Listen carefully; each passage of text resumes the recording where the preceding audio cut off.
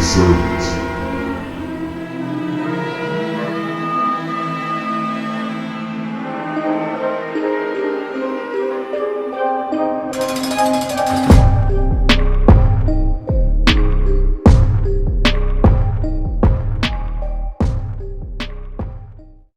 Shalom, shalom. I want to give all honor and glory to Yahweh Bashim Yahushai.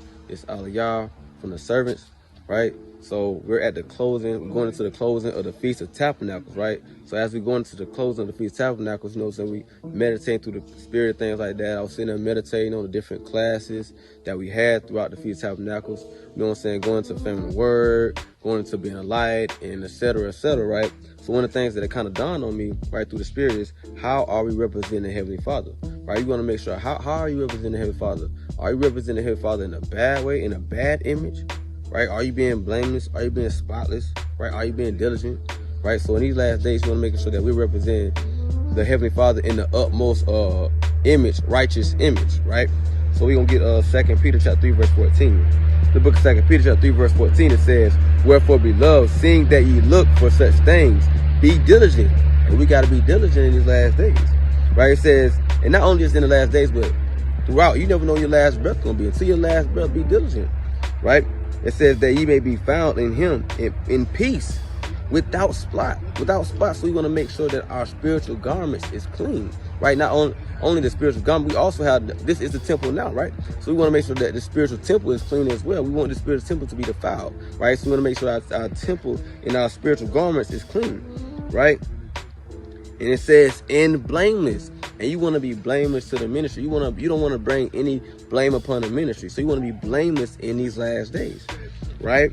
So we're going to get Colossians chapter 3 and verse 10, right? It says, "and have put on the new man, which is renewed in knowledge after the image of him that created him." And who created us? Yahweh Shai created us. So we got to be renewed in the spirit of the new man after the image of Yahweh Shai, right? So that's going into Yahweh Shai being that example, right?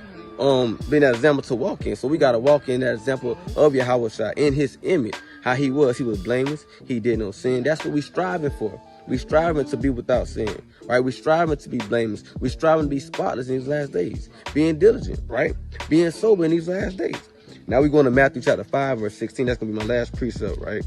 Not nothing too long, but just a little exhortation through the spirit to exhort brothers and sisters in these last days, right?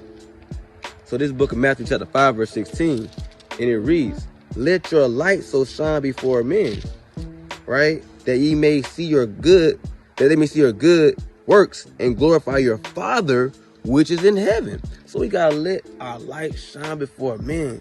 So we Salakia. So we glorify the Heavenly Father, right?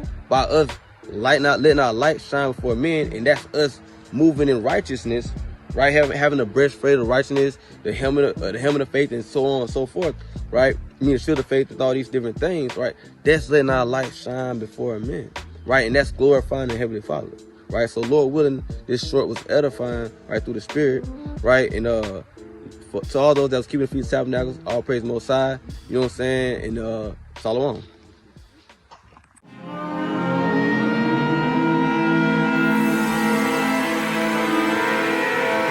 The servants.